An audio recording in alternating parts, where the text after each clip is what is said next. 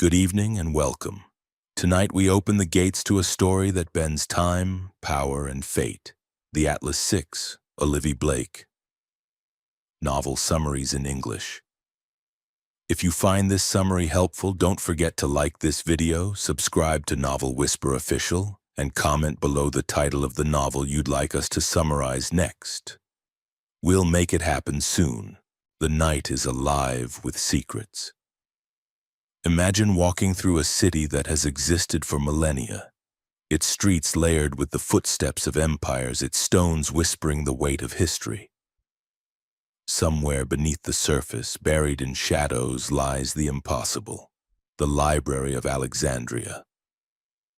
Not the ruin history books tell us was reduced to ash, but a living, breathing sanctuary of knowledge, a place where lost texts hum with a quiet hunger, where the most dangerous truths of the world are carefully locked away, waiting for the rare few chosen to wield them.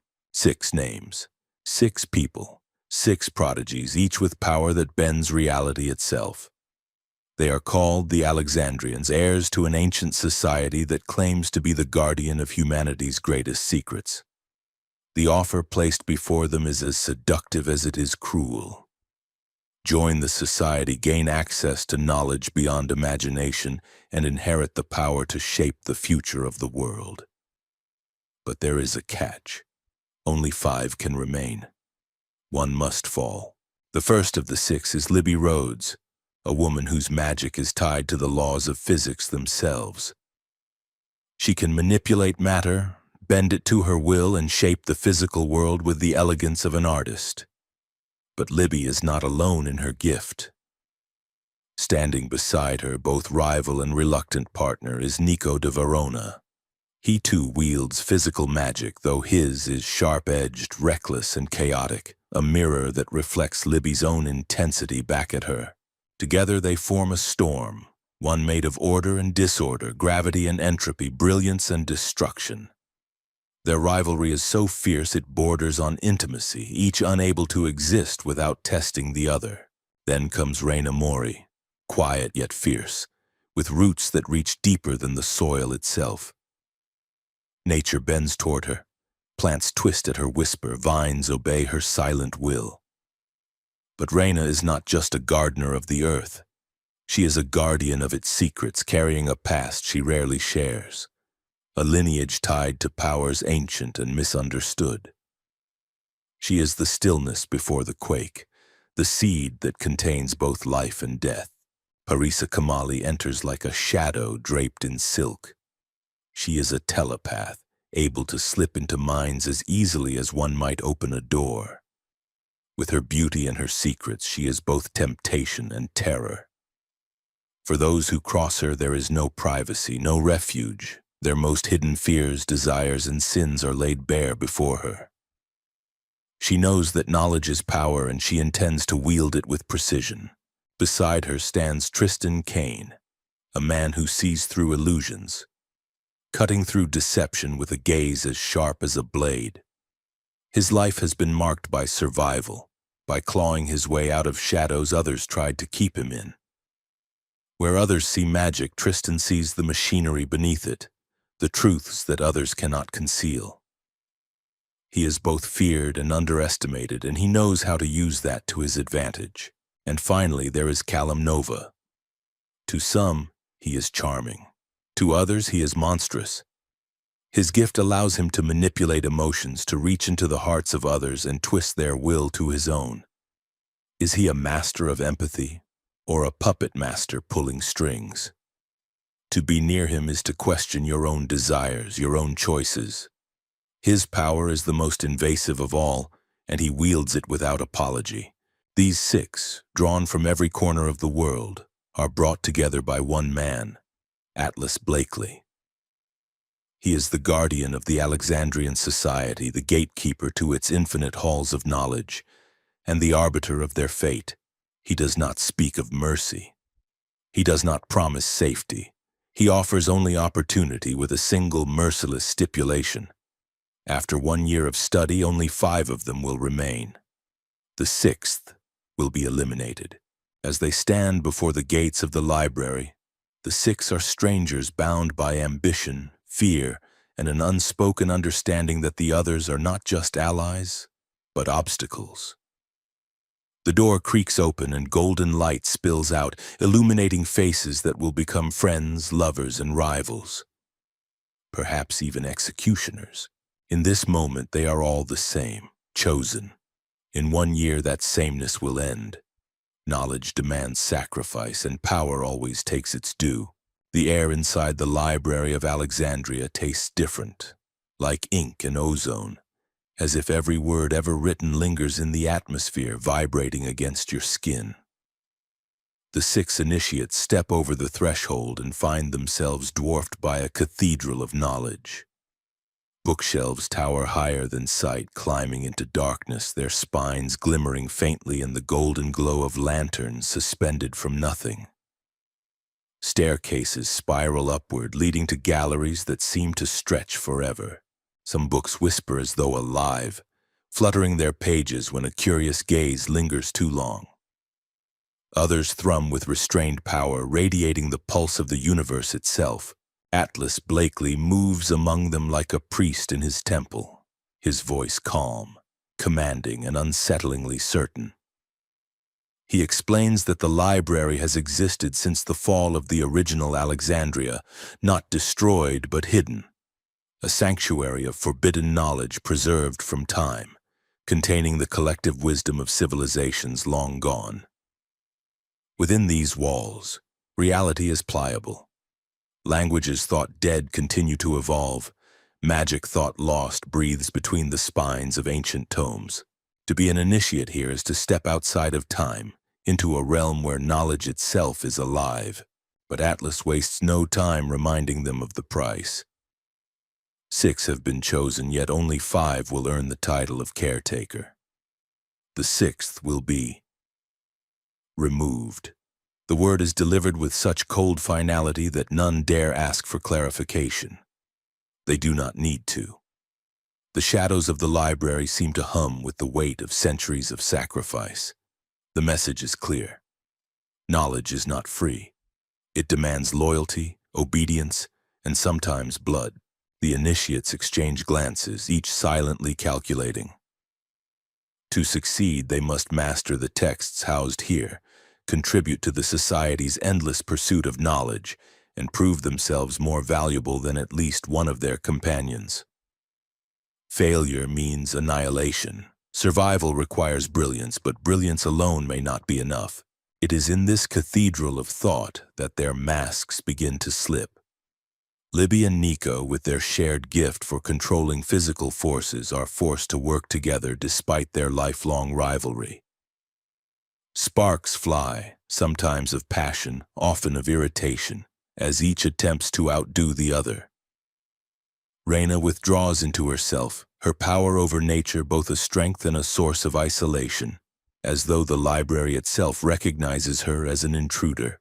Parisa moves like smoke among them, her telepathic gift prying into thoughts unspoken, turning secrets into weapons. Tristan, quiet and sharp, discovers that his ability to cut through illusions may grant him insight into the library's deepest mysteries. And Callum, with his disquieting charisma, observes them all like pieces on a chessboard, his manipulations threading unseen between their choices. The library seems to test them as much as Atlas does. Hidden chambers appear only when sought with the right intention. Tomes whisper riddles in dead tongues, daring them to comprehend. At times, the shelves rearrange themselves, as if mocking the initiate's arrogance in thinking they can control knowledge. Every step forward is a negotiation between trust and betrayal, between sharing discovery and hoarding secrets for survival. At night, when the library grows impossibly still, some lie awake, wondering who among them will not survive the year. Others, intoxicated by the possibility of near immortality, already begin plotting. Underneath the scholarly debates and carefully worded questions, the real test is slowly unfurling. Not whether they can learn, but whether they can outlast each other. In that silence, the weight of the choice to come presses down on them all. One of them will not live to see the end of this year. And though no one dares to say it aloud, each of them wonders whether they are destined to be the sacrifice or the executioner. The first days inside the library feel less like a sanctuary and more like a battlefield with invisible weapons. No swords are drawn, no spells are flung across the marble halls, but the tension is palpable. Every word is measured, every glance a calculation. These 6 are not friends. They are competitors, and though they share the same walls, they each know the simple truth. Someone must lose. Libby Rhodes and Nico de Verona clash almost immediately. Their abilities mirror each other's, both gifted in the control of matter, bending the laws of physics to their will. But where Libby is precise, deliberate, and obsessed with structure, Nico thrives in chaos, turning disruption into an art. To work together, Atlas insists they must combine their talents, balancing order and entropy. The result is volatile. Books tremble on shelves, candles flicker, and sparks arc across the stone floor whenever they lock eyes and challenge. It is a rivalry laced with fascination, as if each sees in the other both a rival and a missing half of their own power. Then there is Reina Mori, the quiet one. While the others debate loudly over spells and philosophy, she lingers in the gardens, her fingertips brushing the ivy that climbs the walls. Plants twist toward her as though they long to be close.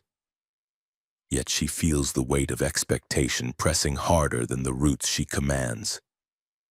Her power ties her to the living world, but here, buried beneath stone and silence, she feels alien, a creature out of place. She says little, but her silence makes the others uneasy. Parisa Kamali wastes no time in asserting herself. Her beauty draws eyes, but it is her mind that unsettles. She can slip past barriers and pry into thoughts no one wishes exposed. Every conversation with her feels like standing before a mirror that reflects not your face but your secrets. Some of the initiates try to charm her, others to outmaneuver her, but all know she is dangerous. She thrives on the tension, using it like silk threads to bind people to her will. Callum Nova is more direct, though no less unnerving.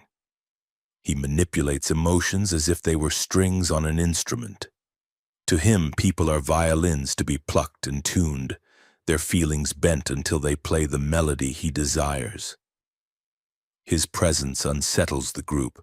They cannot be certain whether their trust, their camaraderie, or even their desire to be near him is truly theirs.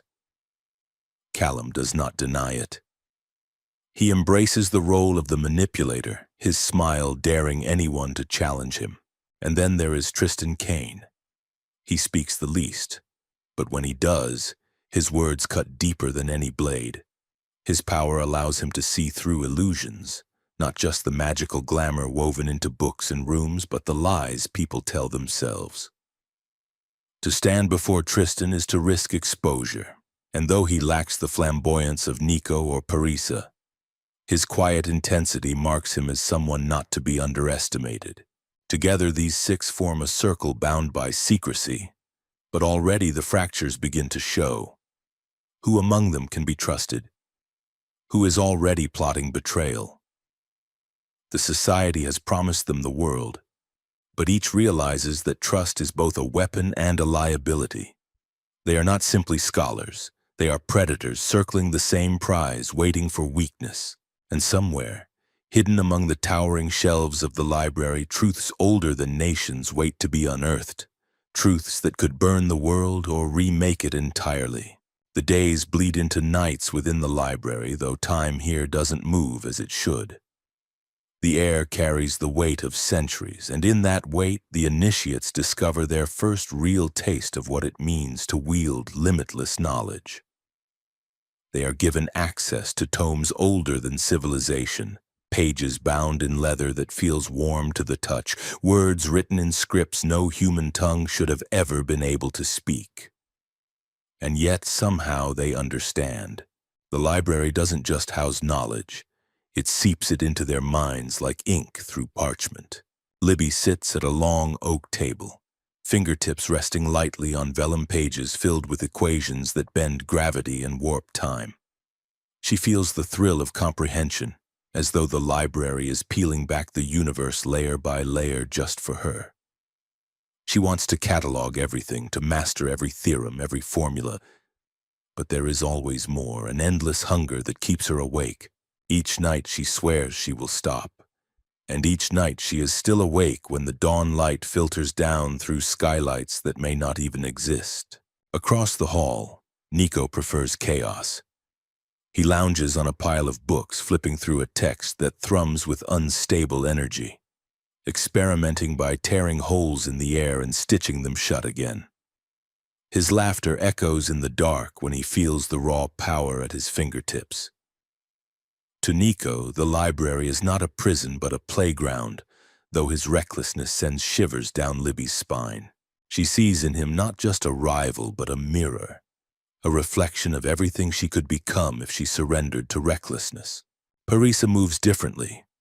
While the others immerse themselves in texts, she immerses herself in minds. Sitting cross-legged, eyes closed, she drifts through the thoughts of her companions. She knows what they want. She knows their fears. She understands their shame.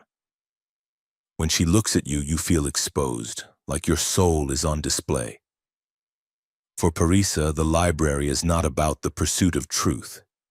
It is about power, leverage, the ability to know everything about everyone. She thrives in the shadows of knowledge. Tristan, however, finds the library unnerving. His gift is to see through illusion, yet here the very walls are alive with them. He touches a book and feels it dissolve into particles only to reform in another corner. He sees the fabric of the library shift and breathe like the whole building is watching him. The others call it paranoia. He calls it clarity. Something in this place doesn't want to be understood, and he wonders if Atlas is hiding far more than he reveals. Reina's connection to the earth feels muted here, but when she retreats into the overgrown greenhouse, the silence breaks. Vines coil at her ankles, leaves unfurl toward her, and roots quiver beneath her feet as if whispering secrets from the soil. But there is a heaviness in her heart. She has always been out of place, burdened by a power she doesn't fully understand. Now, surrounded by texts that might finally explain her gift, she wonders if the answers she seeks are worth the cost of another's life. And then there is Callum. His magic thrives in proximity and intimacy. He brushes past an initiate and leaves them unsettled, suddenly racked with guilt, desire, or shame. He doesn't need the library's books to uncover secrets. People hand them over willingly when they feel seen by him. But Callum, too, feels the temptation of the shelves. If he can learn to bind not just emotions but reality itself, who could ever resist him? Each night they gather in the great hall, surrounded by shifting walls of books to share fragments of what they've learned. It is a test, though no one says it aloud. Share too much and you empower your rivals. Share too little and Atlas may deem you unworthy. Each conversation is a duel, each revelation a wager. But beneath the sparring there is something more dangerous at work. The books whisper not only secrets of the cosmos but also dark warnings.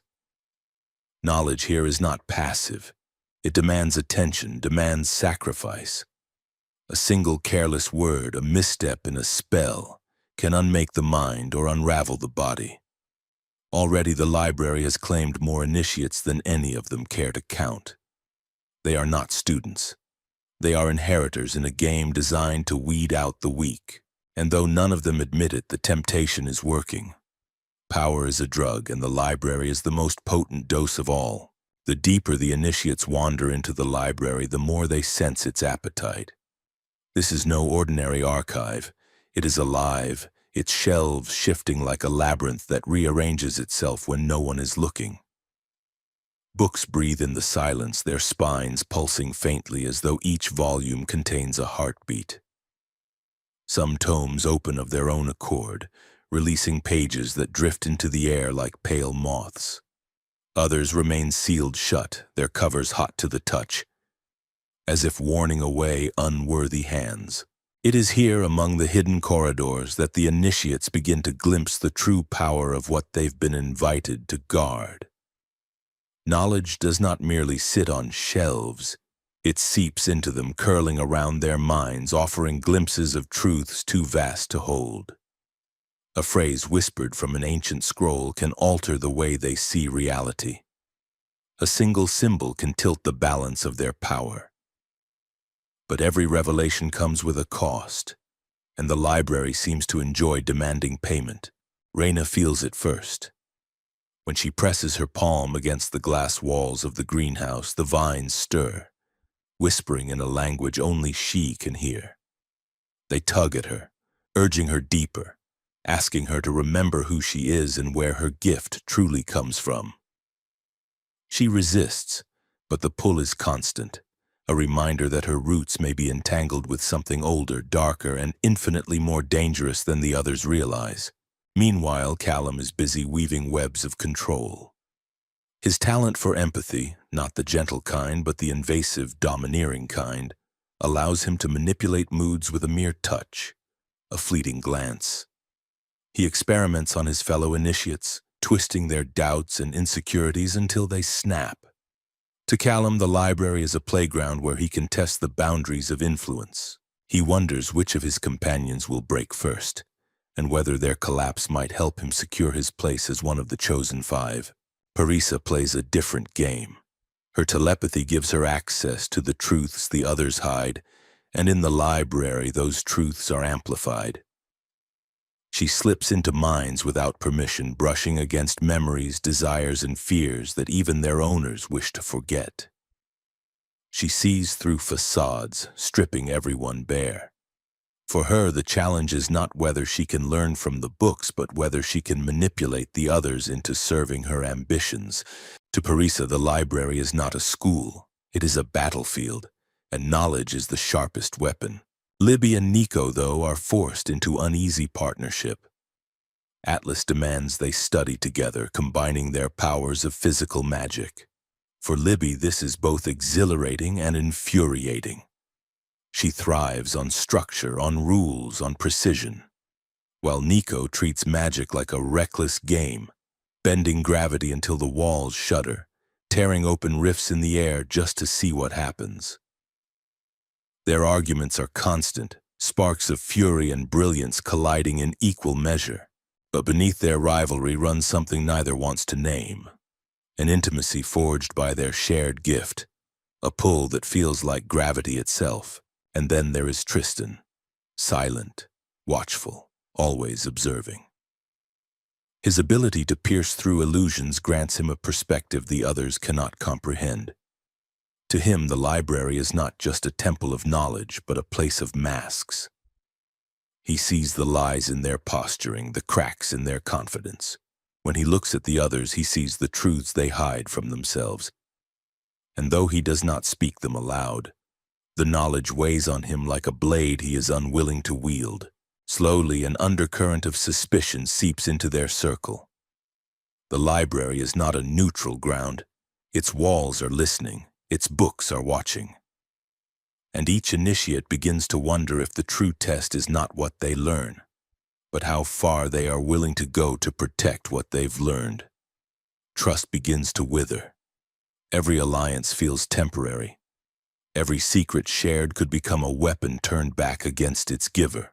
Late one night, as the halls of the library flicker with candlelight, Parisa lets slip a truth she should not know. Something whispered in her ear by another's thoughts. Libby's eyes blaze with fury, Nico's grin falters, and Reyna silently withdraws deeper into the shadows of the greenhouse. Even in the sanctum of knowledge, betrayal has already begun. The library was a sanctuary of learning, but it was also a mirror, forcing each initiate to confront not only ancient mysteries but the ghosts they carried within. No one could escape their past here. Every spell they read seemed to dredge up something they had buried. Every corridor whispered with echoes of their own private fears. For Libby Rhodes, the struggle was with perfection. She had been trained to see the world as an equation, every force balanced, every variable accounted for. But the library showed her magic that refused to be measured. She stared at formulas that bent back on themselves, paradoxes that defied logic, incantations that defied reason. Each discovery thrilled her, but it also gnawed at the ordered foundations of her mind. At night she lay awake, restless, wondering if the need to control would be the very thing that destroyed her. Nico de Verona wrestled with a different shadow. He had always thrived in chaos, but the deeper he dove into the library, the more he realized how little he truly understood of the forces he wielded. His magic responded to his emotions, wild and untamed, and he began to fear that his recklessness would cost him everything. But he laughed it off, burying his fear beneath bravado, masking insecurity with arrogance. His rivalry with Libby became both an escape and a lifeline. For if he could outshine her, maybe he could prove to himself and to the society that his power was not just destructive noise. Raina Mori felt the pull of something older. Her family had always treated her power as a curse, a dangerous reminder of a lineage they would rather forget.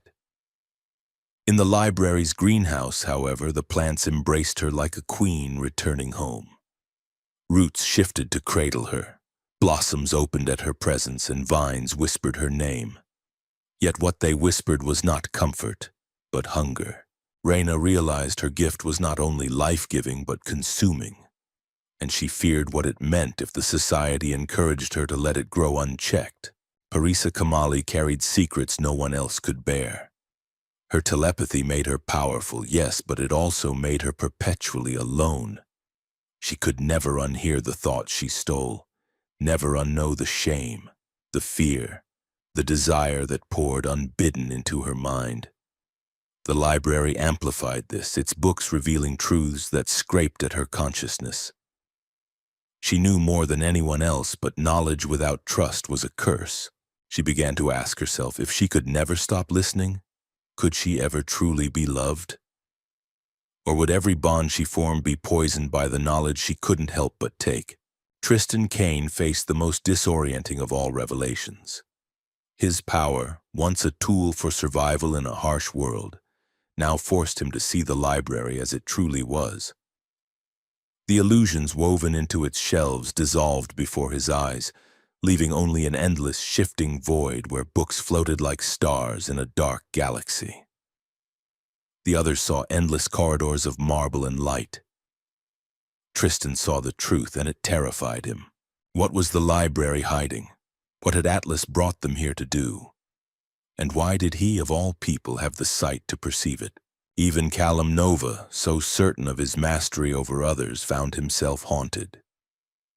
His gift let him bend emotions, but within the library he began to feel a strange pushback. It was as if the building itself could read him in return, exposing his own fears and desires. He could manipulate others, yes, but what if the library could manipulate him? The thought clawed at him in the silence of the night, even as he smiled and played his role by day. Together the six began to realize a terrifying truth. The society had not chosen them because of what they already knew, but because of what they might uncover, and because one of them would be sacrificed in the process. It was not only their futures at stake. The library was alive, ancient, and hungry, and it demanded more than mere study. Every word they read was a step deeper into its labyrinth. Every page they turned was a bargain. And in the quiet hours between candle flames, each of them wondered if their own past would become the weight that dragged them into the abyss. The library does not merely house knowledge. It stirs it, distills it, and feeds it back into those who dare to touch its shelves. And in that pressure cooker of brilliance and fear, the six are drawn together in ways none of them could have predicted. What begins as wary cooperation soon grows into something more volatile. Bonds that burn with intensity, rivalries that slash like knives, and desires that blur the line between friend and foe. Libby and Nico are the first to erupt. Their training sessions, designed by Atlas to test the edges of their complementary powers, quickly become battlegrounds. Sparks crackle in the air as Libby manipulates gravity with surgical precision, tightening it until the floor itself seems to bow. Nico answers with a grin and a surge of chaotic energy, splitting atoms apart, bending the world toward destruction. To the others, their duels are terrifying.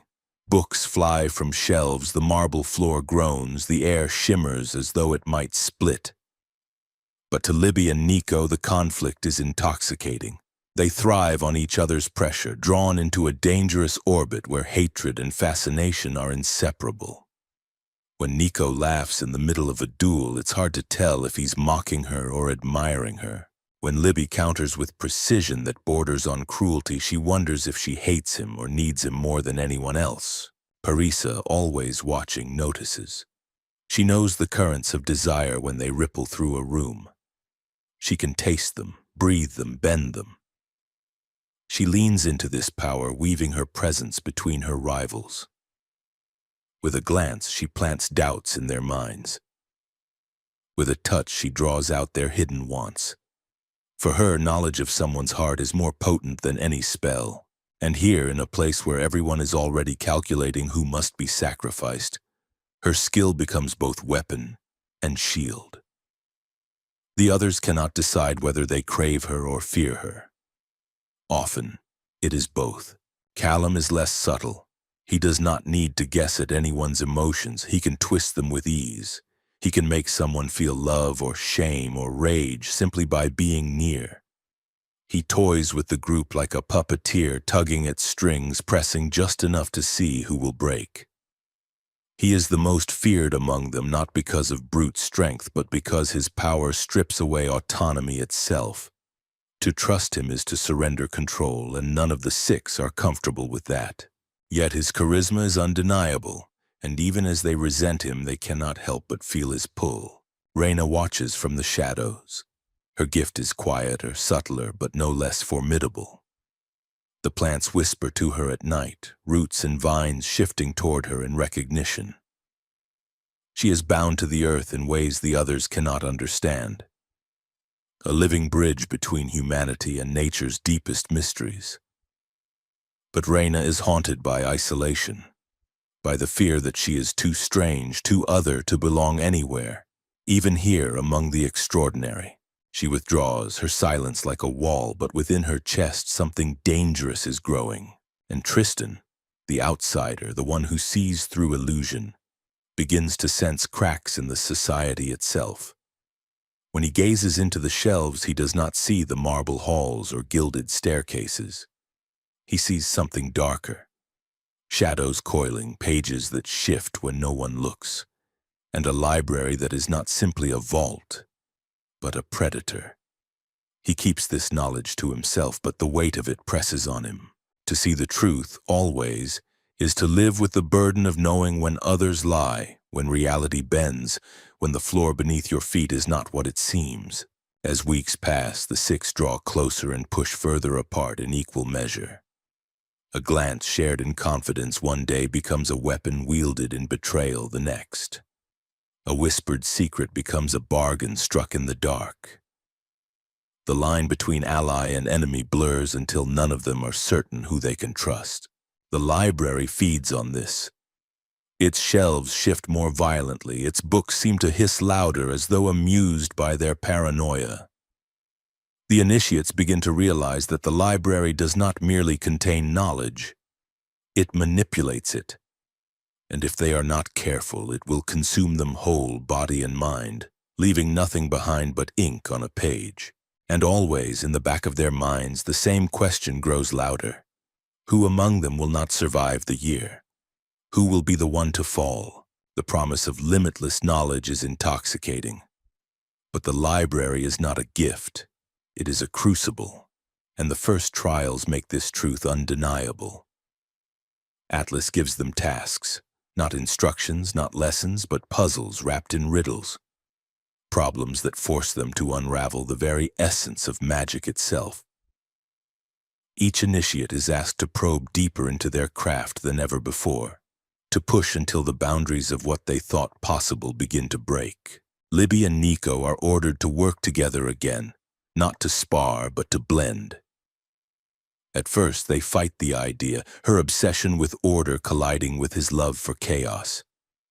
Yet when they finally align, when gravity and entropy join hands instead of clashing, the library seems to open its eyes wider. Books fly to them on their own, ink rearranges across parchment, and the air itself bends to their combined will. It is breathtaking and terrifying. For a moment, Libby feels the dizzying rush of creation. The sensation that she could tear the laws of physics apart and rebuild them better. For Nico, it is liberation, a taste of power so vast it could swallow his doubts whole. But beneath the awe, they both know the danger. The society is testing how well they can work together and how much they can hurt each other when they stop. Elsewhere, Parisa is given a different challenge, to extract knowledge from minds unwilling to share it. The library supplies her with prisoners, shadows of consciousness trapped within the books. She slides into their thoughts, wading through memories and fears, peeling back layers of resistance like skin. It is exhilarating to wield this power so freely, but in the silence of her chambers, she wonders what it means to carve into another soul so ruthlessly. She tells herself it is necessary, that everyone here is hiding something, but the truth is less comforting. She enjoys the power. She thrives on it. Tristan is pushed toward the limits of his sight. Where others see a book, he sees the threads that hold its illusions together, the scaffolding beneath reality itself. He learns to pull at those threads, to unravel the veil that hides the library's secrets. But what he uncovers terrifies him. There are rooms filled not with books, but with living shadows that shift when he looks their way. He begins to suspect that the library is more than a vault. It is a living organism, feeding on them even as it teaches, even as it teaches, even as it teaches, even as it teaches, even as it teaches. Reina is tasked with controlling the garden. The plants here are not ordinary. They move with intent, their roots slithering like serpents, their blossoms opening to reveal eyes that watch her silently. At first, they embrace her as their kin, bending toward her touch. But soon they begin to ask for more. For blood, for sacrifice, for a piece of her soul. She resists, but she feels their hunger echoing in her bones, and she begins to fear that the library will strip away not just her humanity, but her will. And Callum, his trial is the cruelest of all. He is told to manipulate his companions, to test the strength of their minds. He brushes against their emotions, stoking desire here, planting doubt there, letting shame blossom in unexpected moments. He does it with a smile, but he knows the others hate him for it. He doesn't care. Hatred is just another emotion to exploit, another string to pluck. Yet even Callum is not immune to the library's demands. He feels it pressing against him, probing his mind as he probes others. And for the first time he wonders if he is the one being played. With every trial, the six learn something new.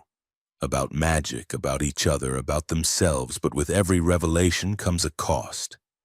Their powers deepen, yes, but so do their fears.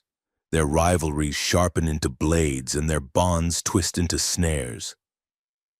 The library is not teaching them, it is testing them. It is watching to see who will rise, who will fall, and who will be willing to sacrifice everything for the promise of power. In the silence of the Great Hall, when Atlas reminds them again that only 5 will remain, the truth settles over them like a storm cloud. Knowledge is never free. Power always demands payment. And the first cracks in their fragile alliance have already begun to spread. The library grows stranger the longer they inhabit it, as if the walls themselves conspire to unsettle. Hallways elongate, staircases spiral into places that did not exist the day before, and doors open onto voids of shimmering black. The initiates whisper among themselves that the library is alive, that it watches them, listens to their thoughts, even hungers for them. And in this shifting labyrinth, trust begins to dissolve. Parisa feels the pull of every unspoken secret. To her, the minds of the others are unlocked books waiting to be read, and she cannot resist slipping inside. She hears Libby's anxieties, the relentless fear of failure, the gnawing voice that insists she will never be enough. She tastes Nico's desperate need to matter, his fear that without chaos, he is nothing. She brushes against Tristan's thoughts and feels only sharp edges like glass cutting her palms, and withdraws before she learns too much. She knows she should not invade them, yet every hidden truth is a weapon, and weapons are survival. Nico begins to suspect. In the quiet hours when Parisa smiles too knowingly at his outbursts, he feels the faintest tug at the edges of his emotions. Anger, affection, desire. None of it seems entirely his. The thought terrifies him. If he cannot even trust his own feelings, how can he trust anyone around him? His banter with Libby turns darker, each duel between them no longer just a contest of power but a desperate attempt to prove his autonomy. And yet when they fight, he feels more alive than at any other moment, as if the library itself is feeding on the energy they unleash. Reina, meanwhile, drifts further from the group. The others whisper about her in the shadows, unsure of what she can truly do, wary of her silence. In the greenhouse, the plants press against her skin, roots wrapping her wrists, petals brushing her face as if tasting her. She can feel their hunger, and worse, she feels it echo within herself. The power the society has awakened in her is not gentle, not tame. It is ancient, hungry, a force that feeds on life itself. She begins to wonder if she is the one the library has already chosen. Not as a guardian, but as its next sacrifice. Tristan's visions grow sharper.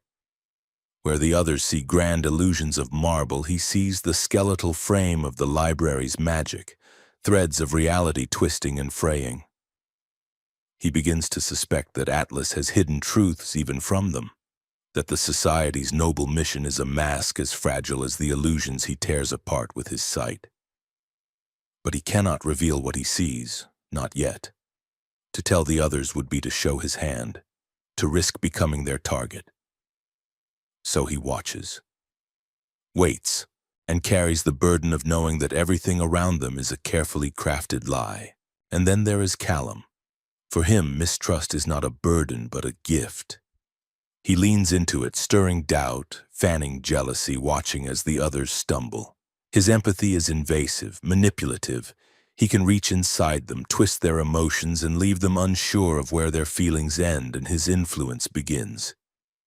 He makes allies with one hand and breaks them with the other, always smiling, always unreadable. But even Callum feels the library pressing back against him, as if testing whether his power is truly his own. Sometimes, in the silence of his chambers, he feels the library whispering to him. Not in words, but in sensations, in emotions that are not his. For the first time, the manipulator feels manipulated. In their nightly meetings, the initiates present fragments of what they've learned. A spell to bend probability. A theory of time that suggests it does not move forward but circles back endlessly. A page that whispers of worlds parallel to their own. But each revelation is given with hesitation, carefully chosen, never complete. No one dares share too much, for every word could be used against them. Their circle is meant to be collaborative, but in truth it is a game of survival disguised as scholarship. And then, one evening, Atlas speaks. His voice carries across the great hall, calm but unyielding. He reminds them of the cost. 6 entered, but only 5 will remain. The library demands a sacrifice. One of them must fall. The words linger in the air long after he leaves. No one speaks. No one breathes. The thought is too heavy, too dangerous to name aloud. But as the silence stretches, each initiate begins to measure the others, not just as allies or rivals, but as possible victims. The bonds they've begun to form suddenly feel fragile, poisoned by suspicion. From that night forward, nothing is the same. Every conversation is a calculation. Every smile, every touch, every gesture hides an agenda. They are no longer just six brilliant magicians studying in a sanctuary of knowledge. They are players in a game where only five can win. And somewhere in the shifting shadows of the library, the storm of betrayal is already gathering. The year is not a gift of time. It is a countdown. From the very beginning, Atlas warned them that only five would remain, and now the truth of that bargain comes into sharp, merciless focus. The initiates begin to understand what remain truly means. Survival is not symbolic, not metaphorical. It is literal. One of them will die. The library does not whisper its secrets freely. It demands proof of worth. Their assignments become more dangerous, their experiments more volatile. They are told to unravel spells so ancient they defy comprehension, to expose the unseen threads of reality itself. And as they work, the question digs deeper into their bones. Who will be the sacrifice? Libby feels the pressure most keenly. She has always believed knowledge is salvation, that if she can just master every formula, every theorem, she will finally be enough. But now, each revelation carries a price. Every sleepless night she spends dissecting the laws of physics feels like another step toward obsession. She wonders if her hunger for mastery is a strength, or the very flaw that will mark her for elimination. Nico masks his own fear with jokes and arrogance, but inside, doubt gnaws at him. He has always relied on chaos, on the raw power of unraveling matter with reckless abandon. Yet power without precision is weakness here. The library rewards discipline, not just talent. And every time he duels Libby, every time she outmaneuvers him with elegance and control, he feels the possibility of being the one who falls. Parisa thrives in this atmosphere of secrets. Her telepathy makes her untouchable. She knows which of her companions doubt themselves, which long for more, which ache for her touch. She offers whispers of comfort, promises of alliance, but every word is a transaction. She does not trust, not truly. And yet, in stolen moments of silence, she wonders if she even knows how. Callum refuses to wonder. He insists he already knows the outcome, that his empathy makes him invincible. He pushes harder, weaving webs of emotion around his companions, making them question their own hearts. He whispers to them not with words but with feelings, nudging their fears, amplifying their desires. But even Callum cannot ignore the shadows pressing back. The library itself seems to resist him, stirring emotions he cannot control, whispering truths into his mind that are not his own. Reyna feels her own power growing wilder. The plants in the greenhouse no longer simply respond to her. They obey. Roots writhe at her command, vines tighten at her call, blossoms bloom with a single glance. But with power comes hunger. She feels the pull of the earth beneath her feet, a craving that is both intoxicating and terrifying. To embrace it fully might mean surrendering herself to something she cannot return from. Tristan, silent as ever, begins to unravel more than just illusions. His sight pierces deeper into the library's shifting walls, and what he sees makes his heart pound. Beneath the marble and gold there is something alive, something ancient, vast and watchful.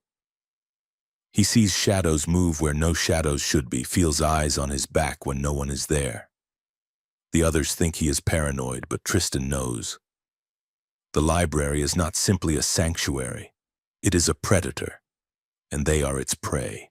The weight of this truth begins to press on the circle. Conversations grow sharper, alliances more fragile, even moments of tenderness. Libby's laughter at Nico's reckless charm, the brush of Parisa's hand on Tristan's arm, the whispers of the garden around Reyna, are laced with tension. Every bond they form could be the very bond they must break. And then one evening Atlas returns.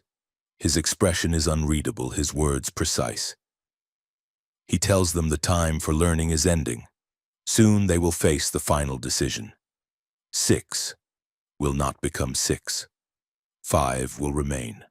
1 will die. The library demands it. The storm is no longer distant. It is here, pressing against the walls, whispering through the shelves, waiting for them to choose who among them will be sacrificed for the sake of knowledge. The air between them becomes a battlefield sharper than any blade. Once they had laughed together over late-night wine in the library's shadowed alcoves, trading theories like gifts. Now every glance feels like a calculation, every word a test of loyalty. The knowledge that one of them must fall corrodes the fragile threads that held them together. Libby and Nico cannot stop circling each other. What began as rivalry has deepened into a war of obsession. When they spar, the room quakes. Gravity bends at Libby's will, pulling the floor into a crushing weight, while Nico tears at the seams of matter, unraveling her order with gleeful chaos. The others watch from the balcony, uncertain whether they are witnessing a lesson or a prelude to murder. For Libby, the duels are proof that she can stand toe-to-toe with anyone. For Nico, they are a declaration that he cannot be overshadowed. Yet beneath the fury, something unspoken lingers. The heat of admiration, a connection forged in fire and friction, dangerous precisely because it feels so necessary. Parisa watches them both, her mind drifting through their thoughts. She knows how much Libby doubts herself, how Nico fears being nothing without his power. She slips into their minds, listens to the undercurrent of desire and resentment, and files every whisper away. Knowledge is leverage, and leverage might mean survival. But in the silence of her chambers, Parisa feels the weight of her gift. She can never not listen. Every laugh, every confession, every flicker of longing, it all belongs to her, whether she wants it or not. And sometimes she wonders if she has forgotten what it feels like to be truly alone in her own mind. Callum takes another approach.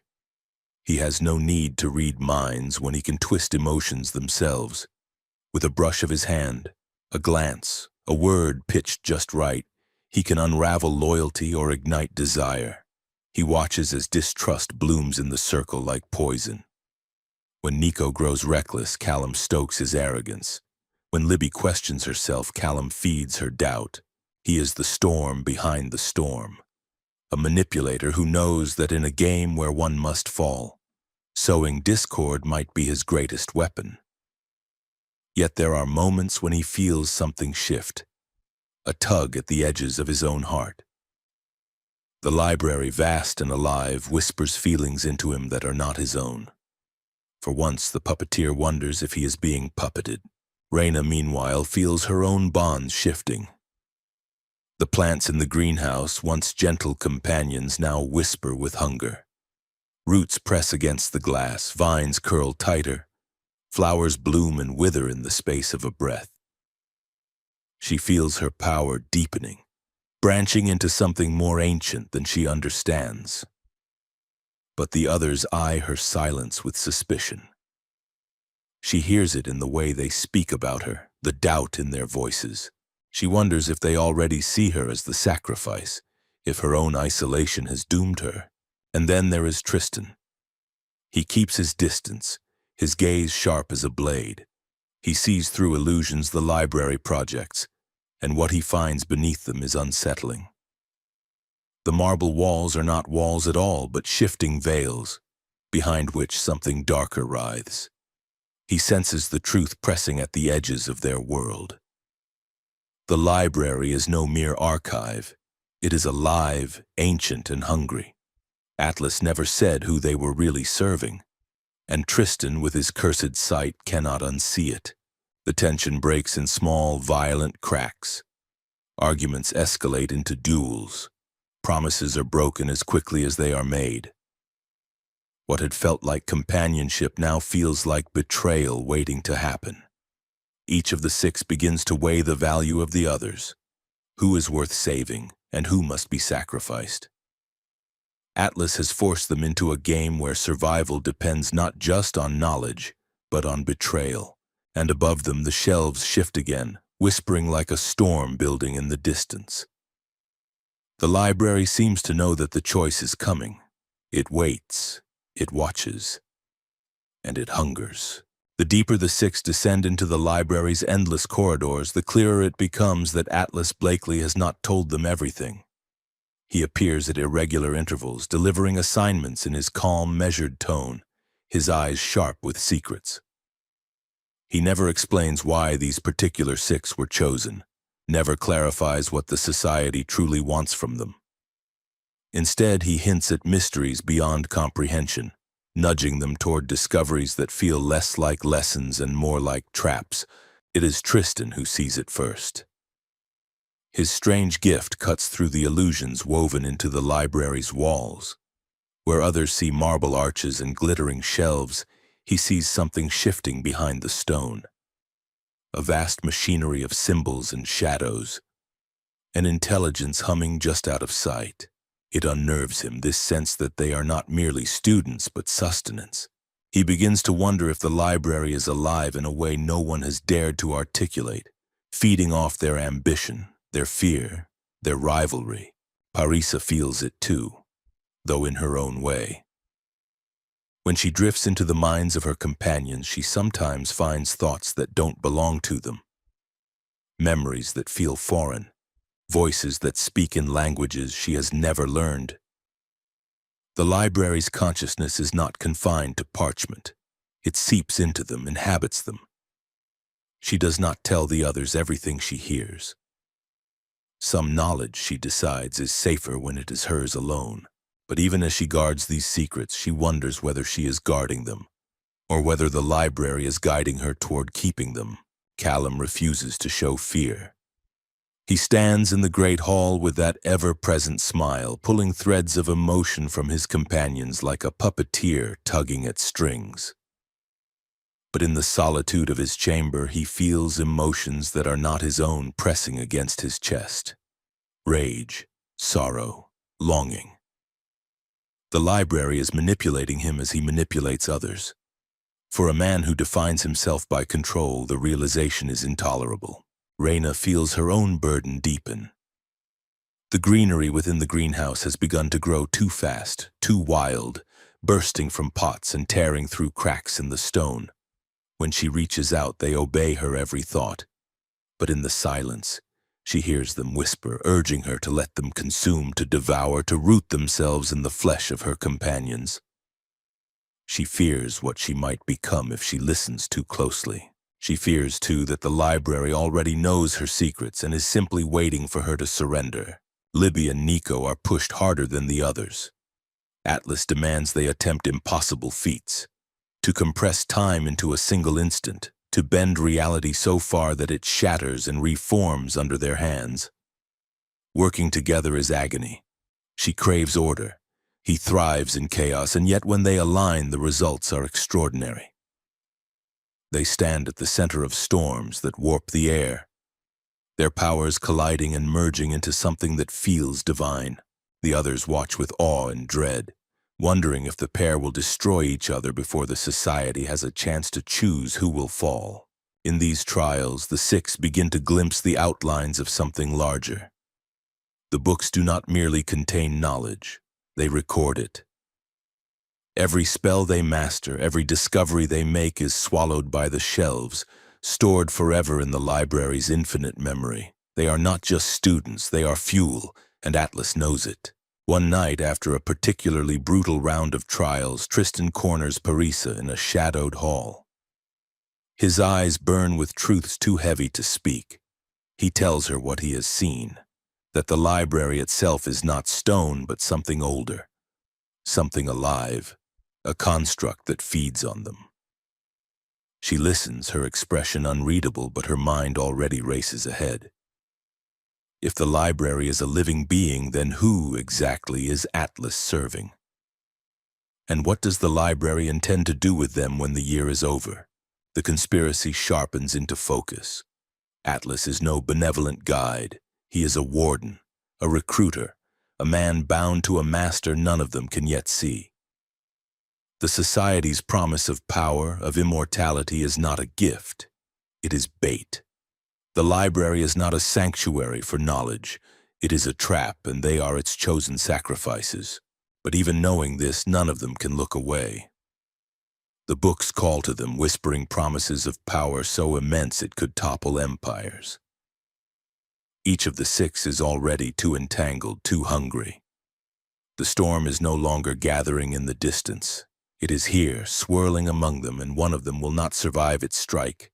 The final months descend like a tightening noose. The six move through the library's endless halls with wary eyes, their footsteps echoing in a silence that feels heavier than stone. Every task they complete reveals another fragment of the truth. The society's promise of power is bound to sacrifice. Only 5 can ascend. 1 must die. The thought lingers in every whispered conversation, in every stolen glance. Libby clings to her equations as if numbers could save her. She scribbles formulas into the night, desperate to master the forces of gravity and time before the choice comes. Her brilliance grows, her control sharpens, but so does her obsession. She begins to wonder whether she is studying the library or whether it is studying her. And more than once, when her power rages out of control, she sees fear flicker in her companion's eyes. That fear is fuel for her determination, but also a reminder she is as likely to be seen as a threat as an asset. Nico is no steadier. His laughter has become louder, harsher, covering the gnawing dread inside. He and Libby spar endlessly, each fight leaving scars on the library's walls.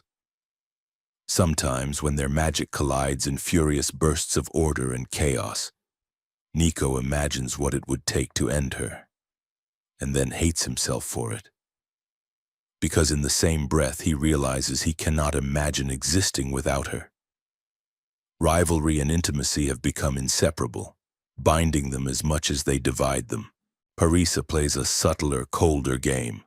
She listens more than she speaks, gathering secrets from the minds of her rivals.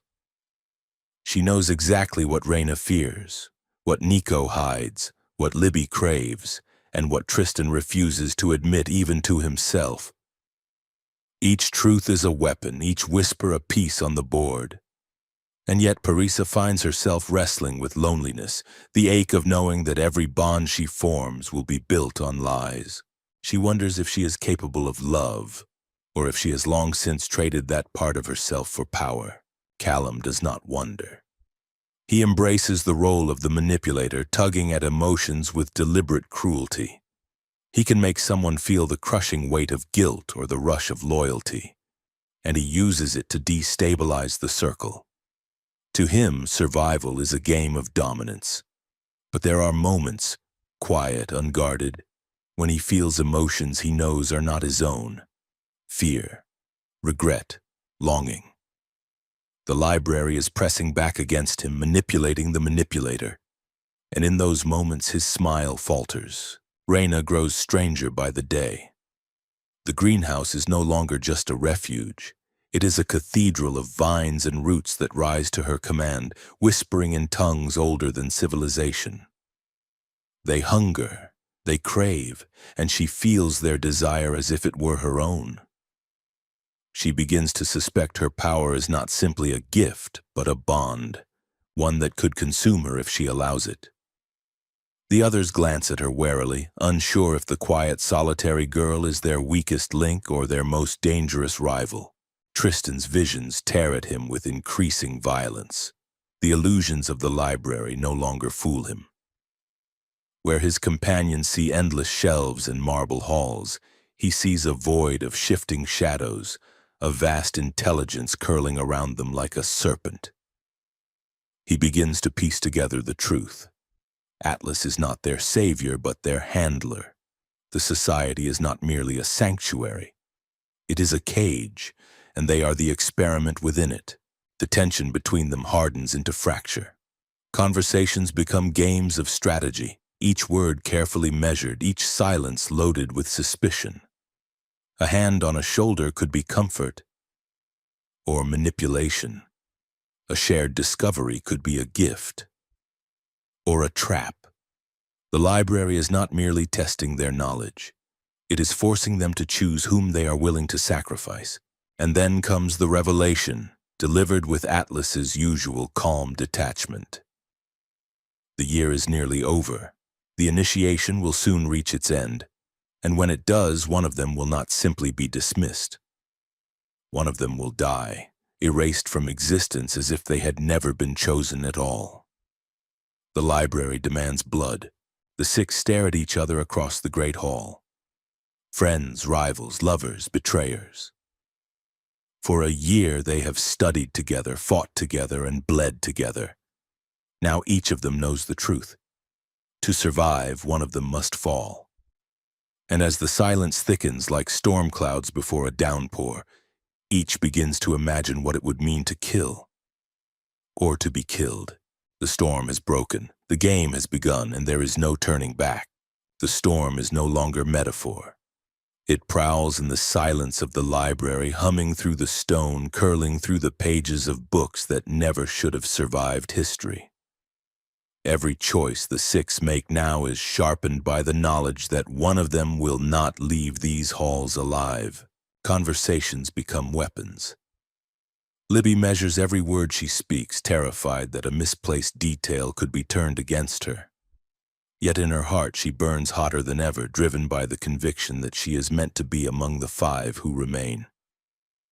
She loves the order of her magic, the structure of the cosmos bending beneath her hands. But lately, in the sleepless nights bent over her equations, she feels herself fraying. Her gift whispers to her of futures she cannot control, of universes she might tear apart just to prove she is worthy. Nico laughs louder, but his laughter has grown brittle, edged with desperation. He imagines a future where Libby survives and he does not, and the thought makes him reckless. He rips open rifts in the air, plays with chaos as if daring it to consume him.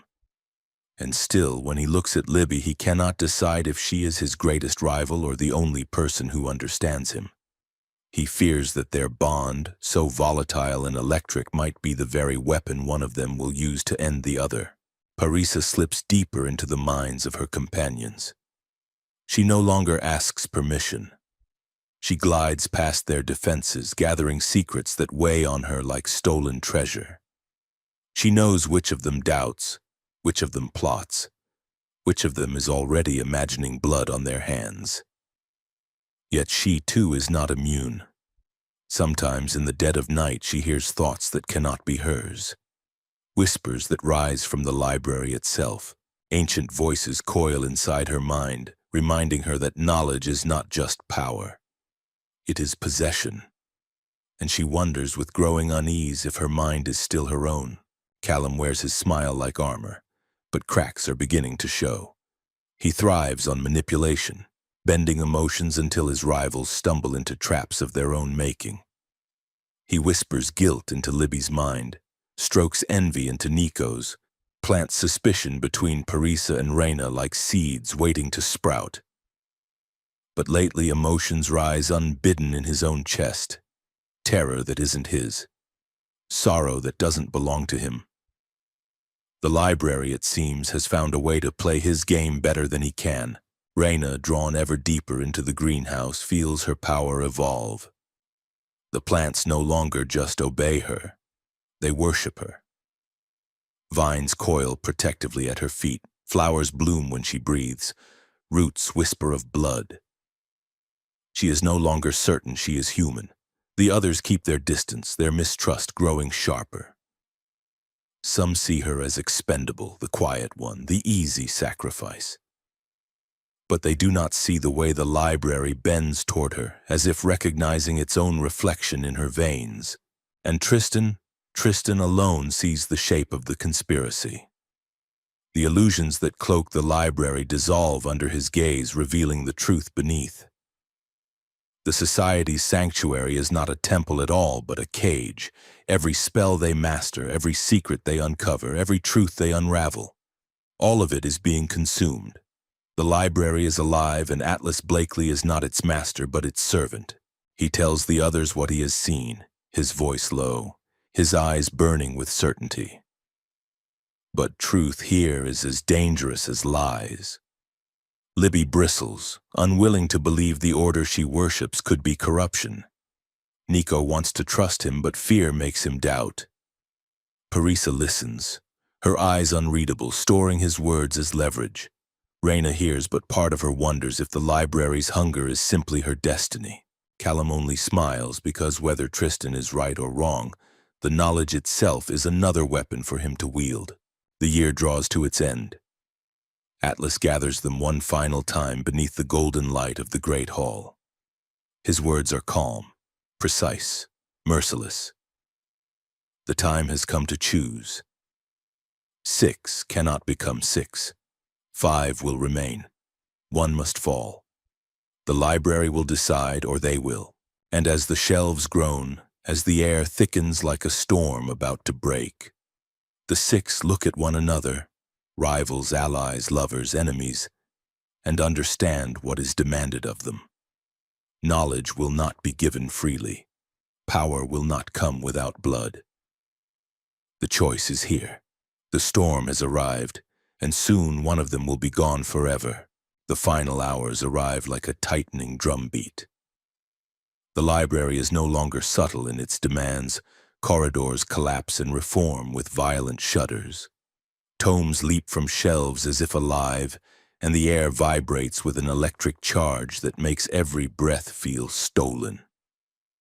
The 6 stand at the center of the great hall, no longer initiates but unwilling conspirators bound together by a secret they cannot unlearn. The society's promise of ascension is built on death. One of them will not survive, and the library itself seems eager to claim its due. Atlas Blakely watches them with unreadable calm, his hands folded as if this moment were nothing more than another lecture. He does not tell them who must be sacrificed. He does not explain how the decision will be made. He simply reminds them of the truth. The society does not exist to nurture them. It exists to protect knowledge, and knowledge is never free. His eyes linger on each of them in turn, as if he already knows who will fall, but refuses to reveal it. The circle fractures. Whispers spread like wildfire. Who deserves to remain? Who is too dangerous to live? Libby paces the marble floor, her equations running wild in her mind, her power threatening to rupture the air around her. She is brilliant, indispensable, but also volatile. If the library feeds on chaos, would it choose Nico, or would it prefer Libby, whose hunger for mastery grows darker with every sleepless night? Nico himself seems both terrified and exhilarated. He jokes, he smirks, he tears holes in the air just to hear the crash of reality stitching itself shut. But the laughter doesn't reach his eyes. He knows the others see him as reckless, unpredictable, expendable. And so he begins to wonder whether he must strike first before they strike him. Reyna feels the vines whispering her name in the greenhouse, promising safety if only she will surrender to them. She wonders if the library has already marked her, if her silence has painted a target on her back. Yet as the plants curl around her fingers, pulsing with life and hunger, she feels a surge of power that could crush anyone who dared to challenge her.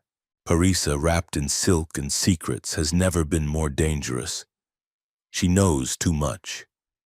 She has heard every unspoken thought, every buried fear. She sees how easily she could turn them against one another with a whisper. But she also knows the risk. If they discover the extent of her trespasses into their minds, they might not wait for the library's judgment. Her greatest strength could become her downfall, and Callum, smiling, taunting, drawing invisible strings between them, becomes the lightning rod of their hatred.